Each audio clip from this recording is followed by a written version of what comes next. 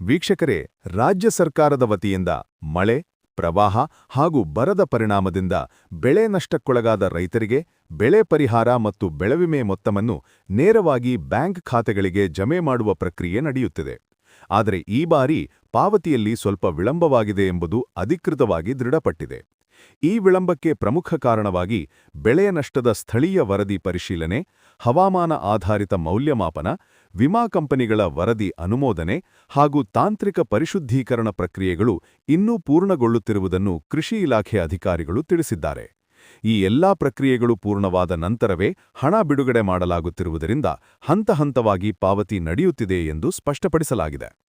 ಇದೀಗ ಲಭ್ಯವಾಗಿರುವ ಮಾಹಿತಿಯ ಪ್ರಕಾರ ಇಂದಿನ ದಿನವೇ ಸಂಜೆ ವೇಳೆಗೆ ರಾಜ್ಯದ 11 ಜಿಲ್ಲೆಗಳ ರೈತರಿಗೆ ಬೆಳೆ ಪರಿಹಾರ ಮತ್ತು ಬೆಳೆವಿಮೆ ಮೊತ್ತ ಜಮೆಯಾಗಲಿದೆ.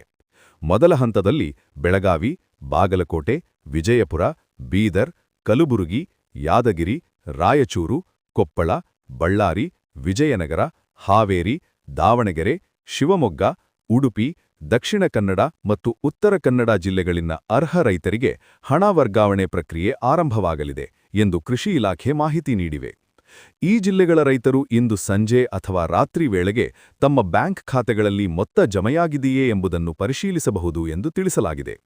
ಇನ್ನು ಉಳಿದ ಜಿಲ್ಲೆಗಳ ರೈತರು ಯಾವುದೇ ಆತಂಕ ಪಡುವ ಅಗತ್ಯವಿಲ್ಲ ಎಂದು ಸರ್ಕಾರ ಭರವಸೆ ನೀಡಿದೆ. ಬೆಂಗಳೂರು ನಗರ, ಬೆಂಗಳೂರು ಗ್ರಾಮಾಂತರ, ಮೈಸೂರು, ಮಂಡ್ಯ, ಹಾಸನ, ಚಾಮರಾಜನಗರ, ತುಮಕೂರು, ಕೋಲಾರ, ಚಿಕ್ಕಬಳ್ಳಾಪುರ, ರಾಮನಗರ, ಚಿತ್ರದುರ್ಗ, ಗದಗ, ಧಾರವಾಡ ಮತ್ತು ಚಿಕ್ಕಮಗಳೂರು ಸೇರಿದಂತೆ ಉಳಿದ ಜಿಲ್ಲೆಗಳಿಗೆ ಮುಂದಿನ ಹಂತದಲ್ಲಿ ಬೆಳೆ ಪರಿಹಾರ ಮತ್ತು ಬೆಳೆವಿಮೆ ಹಣ ಪಾವತಿಸಲಾಗುತ್ತದೆ. ಮುಂದಿನ ಹಂತದ ಪಾವತಿ ಪ್ರಕ್ರಿಯೆ ಶೀಘ್ರದಲ್ಲೇ ಆರಂಭವಾಗಲಿದ್ದು, ಎಲ್ಲ ಅರ್ಹ ರೈತರಿಗೆ ಹಣ ತಲುಪುವಂತೆ ಕ್ರಮ ಕೈಗೊಳ್ಳಲಾಗುತ್ತಿದೆ ಎಂದು ಅಧಿಕಾರಿಗಳು ತಿಳಿಸಿದ್ದಾರೆ.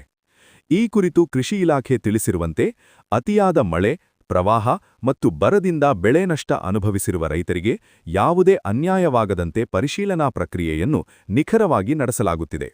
ಮುಖ್ಯಮಂತ್ರಿಗಳ ಸೂಚನೆಯಂತೆ ಹಾಗೂ ಕೃಷಿ ಸಚಿವರ ಮೇಲ್ವಿಚಾರಣೆಯಲ್ಲಿ ಪಾವತಿ ಪ್ರಕ್ರಿಯೆ ಮುಂದುವರಿಯುತ್ತಿದೆ ಎಂಬ ಮಾಹಿತಿಯೂ ಲಭ್ಯವಾಗಿದೆ.